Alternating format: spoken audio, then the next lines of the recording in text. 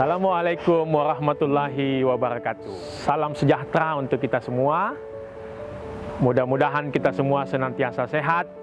Bapak Ibu sekalian, pada sesi kali ini kita akan membahas mengenai seperti apa peran baru pengawas dalam implementasi Merdeka Belajar di satuan pendidikan.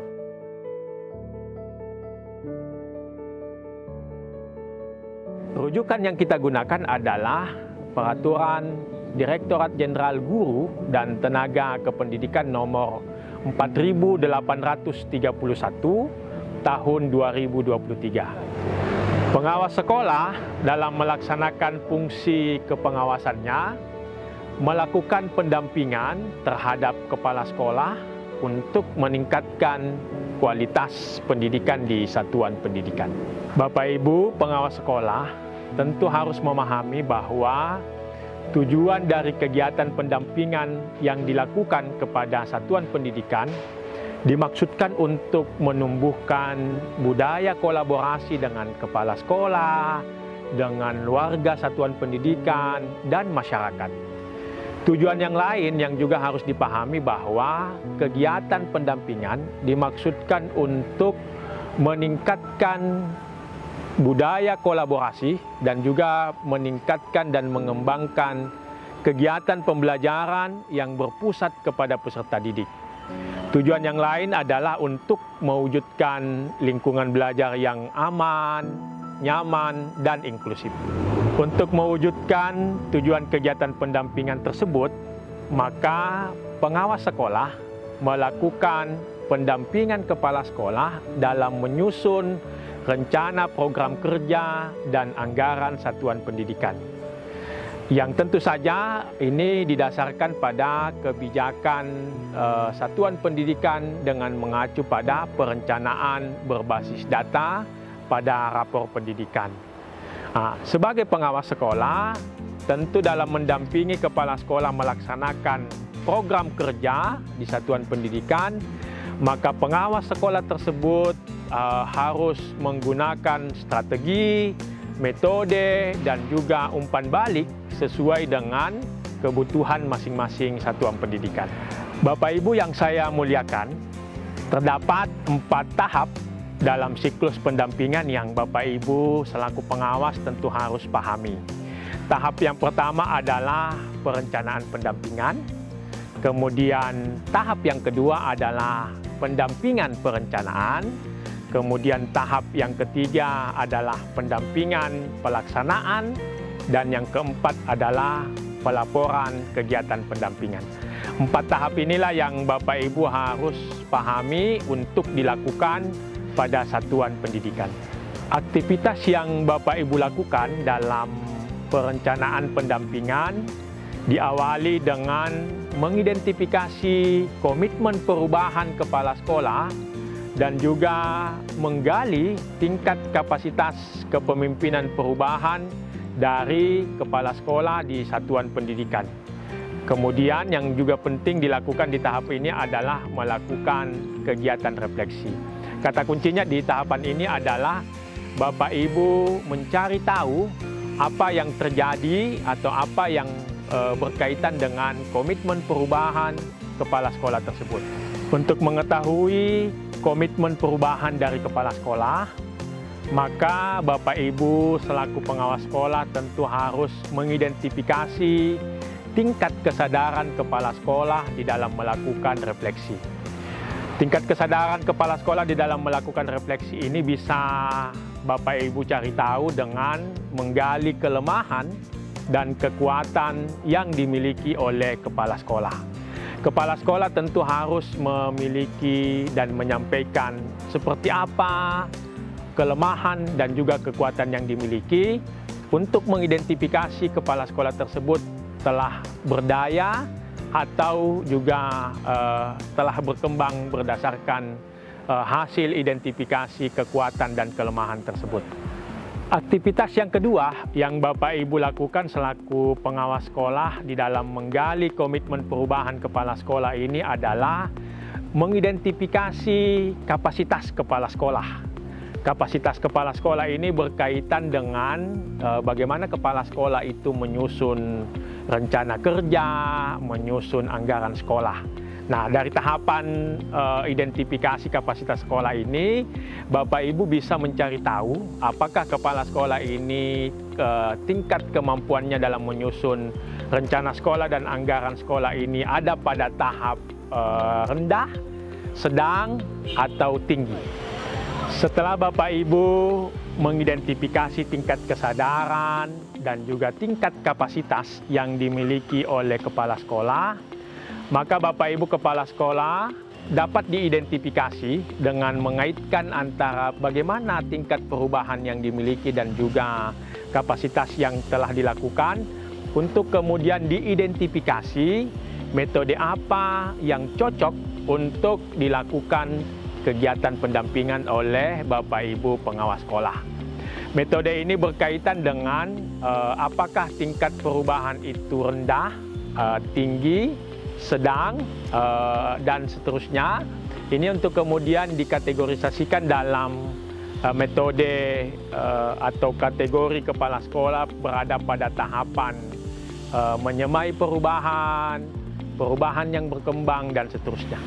Penentuan strategi pendampingan yang Bapak Ibu lakukan terhadap kepala sekolah setelah melakukan identifikasi kelemahan dan kekuatan, identifikasi kapasitas, dilakukan dengan mengaitkan antara tingkat kapasitas yang dimiliki oleh kepala sekolah dengan tingkat perubahan atau komitmen perubahan yang telah dilakukan. Nah, strategi-strategi yang dimaksud ini berkaitan dengan bagaimana menghadapi kepala sekolah yang tahapannya ada pada level menyemai perubahan, menghadapi kepala sekolah yang pada level kategori perubahan berkembang, dan seterusnya. Secara umum, terdapat 6 kategorisasi dalam matriks strategi pendampingan yang dapat dilakukan berdasarkan hasil pemetaan yang telah dilakukan pada kegiatan pendampingan perencanaan. Matriks yang pertama berkaitan dengan penyemai perubahan. Penyemai perubahan ini cocok bagi kepala sekolah atau satuan pendidikan yang baru berada pada tahap berkembang untuk melakukan aktivitas perubahan tersebut. Strategi yang kedua yang Bapak Ibu pengawas sekolah harus pahami adalah perubahan segera. Bapak Ibu pengawas sekolah akan menemukan kepala sekolah yang berkapasitas rendah, namun memiliki keinginan untuk berubah yang lebih baik.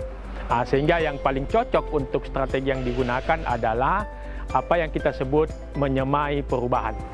Dalam situasi yang lain, Bapak Ibu pengawas sekolah akan menemukan situasi kepala sekolah yang memiliki kemampuan berdaya rendah dalam memimpin pembelajaran, namun memiliki tingkat kapasitas yang sudah baik.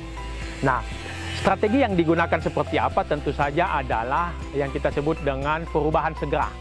Diperlukan strategi pendampingan untuk mendorong kepala sekolah dalam hal melakukan perubahan segera ini. Bagaimana dengan kondisi kepala sekolah yang memiliki kapasitas yang tengah bertumbuh? Maka tentu saja Bapak Ibu selaku pengawas sekolah ini perlu melakukan strategi untuk menguatkan perubahan tersebut. Yang kita harapkan tentu saja adalah kepala sekolah ini telah berada pada komitmen perubahan yang telah tinggi.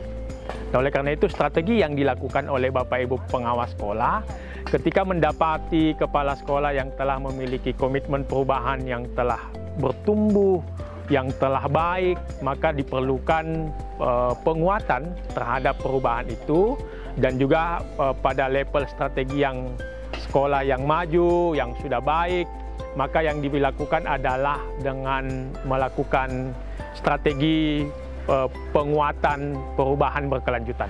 Bapak Ibu pengawas hebat dimanapun Anda berada, tahapan yang kedua dalam siklus pendampingan yang Bapak Ibu lakukan adalah pendampingan perencanaan. Pada tahapan ini, Bapak Ibu selaku pengawas sekolah akan melakukan pendampingan terhadap bahan-bahan perencanaan kepala sekolah atau satuan pendidikan, bisa berupa rencana kerja atau juga berupa program kerja yang bersumber pada data yang ada pada rapor pendidikannya.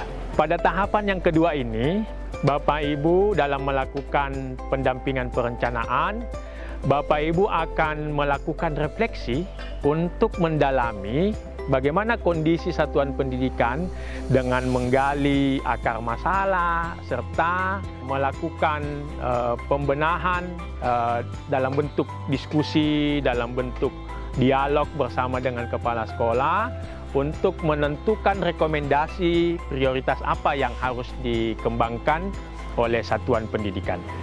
Jika di tahapan yang kedua Bapak Ibu melakukan pendampingan perencanaan, terdapat akar masalah, rekomendasi, dan apa yang akan dilakukan terhadap program kerja dan juga program anggaran sekolah yang termuat pada rapor pendidikan, maka berikutnya Bapak Ibu pengawas sekolah akan melakukan pendampingan terhadap pelaksanaan program di satuan pendidikan. Aktivitas yang dilakukan tentu saja adalah melakukan kegiatan pendampingan untuk sekolah-sekolah di dalam melakukan pelaksanaan terhadap program yang telah didesain pada tahapan sebelumnya. Hasil capaian yang telah diperoleh pada tahapan yang ketiga sebelumnya, yakni terlaksananya program-program kerja yang dimiliki oleh kepala sekolah, ini kemudian dituangkan pada tahapan yang keempat yang kita sebut dengan pelaporan pendampingan. Nah, pada tahapan pelaporan pendampingan ini tentu saja adalah mengidentifikasi, mencatat, dan membuat laporan mengenai aktivitas program kerja yang telah dilakukan oleh satuan pendidikan untuk kemudian disampaikan pada pihak terkait, khususnya pada dinas pendidikan yang ada di tempat kita masing-masing. Pada laporan pendampingan yang disampaikan ke Dinas Pendidikan, Bapak Ibu pengawas sekolah mendeskripsikan komitmen perubahan sebelum dan sesudah pelaksanaan pendampingan itu dilakukan ke kepala sekolah. Nah, hasil rekomendasi pendampingan ini tentu diperlukan disampaikan kepada Dinas Pendidikan, termasuk Bapak Ibu juga tentu harus meminta dukungan apa yang bisa diberikan oleh Dinas Pendidikan untuk kegiatan-kegiatan atau program-program sekolah di masa depan. Bapak Ibu pengawas sekolah yang berbahagia, demikian informasi mengenai seperti apa peran baru pengawas sekolah dalam implementasi kebijakan Merdeka Belajar pada satuan pendidikan, yang tentu saja kita berharap Bapak Ibu pengawas sekolah bisa melaksanakan tugas baru ini. Ada 4 tahapan di dalam siklus pendampingan tersebut, dan mudah-mudahan kita semua mampu mengemban tugas dan amanah tersebut untuk memajukan pendidikan kita di Indonesia. Sampai ketemu lagi Bapak dan Ibu sekalian di video kami berikutnya. Bapak Ibu jangan lupa like, subscribe, dan komen video-video kami yang ada di Balai Besar Guru Penggerak Sulawesi Selatan. Sampai ketemu lagi, terus berkarya untuk pendidikan. Assalamualaikum warahmatullahi wabarakatuh.